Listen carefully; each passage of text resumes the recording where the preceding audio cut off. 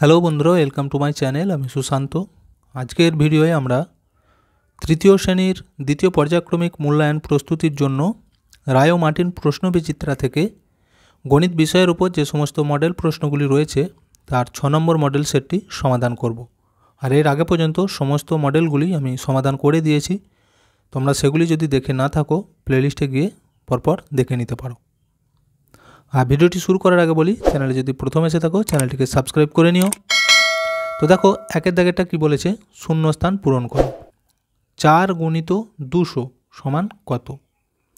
তো এখানে কত হবে? দেখো, খুবই সহজে এই গুণগুলি করা যেতে পারে, যেহেতু শূন্য দিয়ে গুণ, তাই তো। তাহলে শুধু 4 আর 2 গুণ করে দাও। 4 2 কত? 8। আর দেখো, দুটো শূন্য ছিল, দুটো শূন্য দিয়ে দাও। আচ্ছা, কয়েকটা দেখো, দুটি বিজোড় সংখ্যার যোগফল একটি ড্যাশ সংখ্যা হয়। দুটো বিজোড় সংখ্যাকে যদি যোগ করা হয় একটি ড্যাশ সংখ্যা হবে, জোড় সংখ্যা হয়ে যাবে। বুঝে গেল? আচ্ছা, গয়েরটা দেখো, 3 অঙ্কের বৃহত্তম সংখ্যাটি হলো। 3 অঙ্কের বৃহত্তম সংখ্যা বলেছে, কত হবে? 3টে 9, অর্থাৎ 999। আচ্ছা, এরপর দেখো 9 গুণিত 8 গুণ করলে কত হবে? 8 9 72। খুবই সহজ। দুয়ের দাগেরগুলি কী বলেছে, নিচের প্রশ্নগুলির সংক্ষেপে উত্তর দাও। একটা চিত্র দেওয়া রয়েছে, কি বলেছে, কটা ত্রিভুজ আছে, এর মধ্যে কটা ত্রিভুজ আছে গুনতে হবে। দেখো ভালো করে, 1 2 3 4টে। আচ্ছা, এরপর দেখো, এখান থেকে গোটাটা যদি একটা ধরি 5টা, আবার এই দিক থেকে এখানটা যদি ধরি 6টা, আবার ঠিক একই রকমভাবে এই দিক থেকে একটা ধরলে 7টা, আবার উপর দিকটা ধরলে 8টা। মোট এখানে 8টা আছে, 8টি। বুঝে গেল? আচ্ছা, এরপর বলেছে 5 সপ্তাহে কত দিন? তাহলে দেখো কীভাবে বার করবে, 1 সপ্তাহ সমান কত দিন নিয়ে হয়? এই 7 দিন নিয়ে, তাই তো। তাহলে 5 সপ্তাহ বলেছে, তাকে 5 দিয়ে গুণ করে দাও। 5 7 35 দিন। বুঝে গেল? আচ্ছা, গয়েরটা দেখো, দুটি 50 পয়সা কত টাকা হবে? 50 পয়সা করে যদি দুটো আমরা কয়েন পাই, কত হচ্ছে মোট? 50 50 100 পয়সা, তাহলে হবে 1 টাকা। আর 100 পয়সা মানে 1 টাকা জানি আমরা। 3এর দাগেরগুলি দেখো কি বলেছে, এবার নিচের প্রশ্নগুলির সংক্ষেপে উত্তর দাও। কয়েকটা বলেছে, ভাজ্য, ভাজক, ভাগফল ও ভাগশেষ লেখো। প্রথমে আমরা তাহলে ভাগটি করে নেব। 183কে 5 দিয়ে ভাগ। দেখো, ভাগটি যদি করি কত হবে? প্রথমে একটা সংখ্যা ধরলে ছোট হচ্ছে, তাহলে দুটো ধরবো 18। এবার 5-এর ঘর নামটা গুনে গুনে যাব। 5 1 5, 5 2 10, 3 5 15, 4 5 20। 4 ধরলে কিন্তু বেশি হয়ে যাচ্ছে, তাহলে আমরা 3 ধরবো। 3 5 15। বিয়োগ করব, 5 থেকে 8, 6 7 8, 3 গিঁটে। এদিকটা মিলে গেছে দেখো। আচ্ছা, এবার দেখো 3, এখানে আছে 5, তাহলে ছোট হয়েছে, এই 3টাকে নামিয়ে দাও। কত হলো? 33। আবার 5-এর ঘর নামটা গুনে গুনে যাও। 5 1 5, 5 2 10, 3 5 15, 4 5 20, 5 5 25, 5 6 30, 5 7 35। দেখো 35 হলে বেশি হয়ে যাবে, এখানে 33 আছে, তাহলে 7 ধরবো না, আমরা 6 লিখব। 5 6 30। বিয়োগ করবো আবার, 0 আর 3 আছে, 3টা নেমে যাবে। এইবার দেখো, এখানে 3, এখানে আছে 5, ছোটো হয়ে গেছে, আর ভাগ করা কিন্তু যাবে না, যেহেতু আর সংখ্যা নেই, তাহলে এখানেই আমরা রেখে দেবো। এবার আমাদের যেগুলি চেয়েছিল, ভাজ্য কাকে বলে? দেখো, যে সংখ্যাটিকে ভাগ করা হয় তাকেই আমরা ভাজ্য বলি। তাহলে এখানে ভাজ্য হচ্ছে এই 183, এটা ভাজ্য। আচ্ছা, ভাজক কোনটা? যে সংখ্যাটিকে দিয়ে ভাগ করা হয়, এই যে 5, এটা হচ্ছে ভাজক। আর দেখো, এই যে মাথার উপরে যে উত্তরটি বেরিয়েছে 36, এটা হচ্ছে ভাগফল। আর নিচে এই যে অবশিষ্ট রয়ে গেছে 3, এটা হবে ভাগশেষ। এইভাবে তোমরা লিখে দেবে। কয়েকটা দেখো কি বলেছে, প্রতিটি ঘড়ির দাম 8 টাকা হলে 95টি ঘড়ির মোট দাম কত? দেখো, এখানে কিন্তু 95খানা ঘড়ি বলেছে, আর দাম 8 টাকা করে, মানে সমান সবেতেই দাম আছে।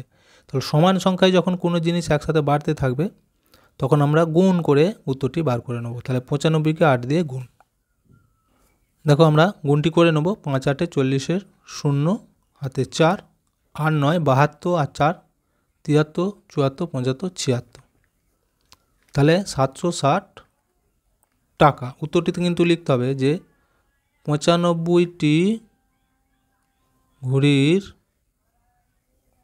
মোট দাম 760 টাকা।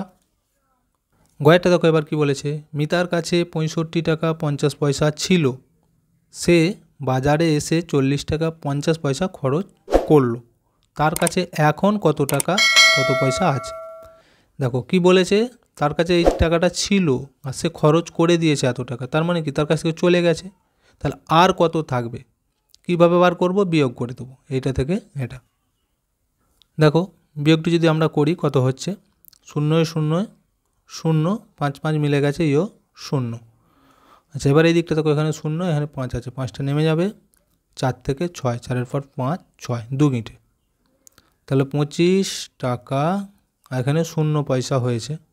তাহলে উত্তরটি লিখতে হবে, তার কাছে এখন এত টাকা আছে,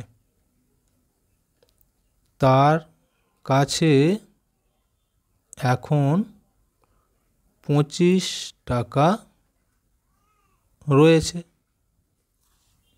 এরপর দেখো 4-এর দাগেরগুলি কি বলেছে, একটি গরুর গাড়িতে 6টি বস্তা আছে, প্রতিটি বস্তায় 152টি শসা আছে, গরুর গাড়িতে মোট কতগুলি শসা আছে।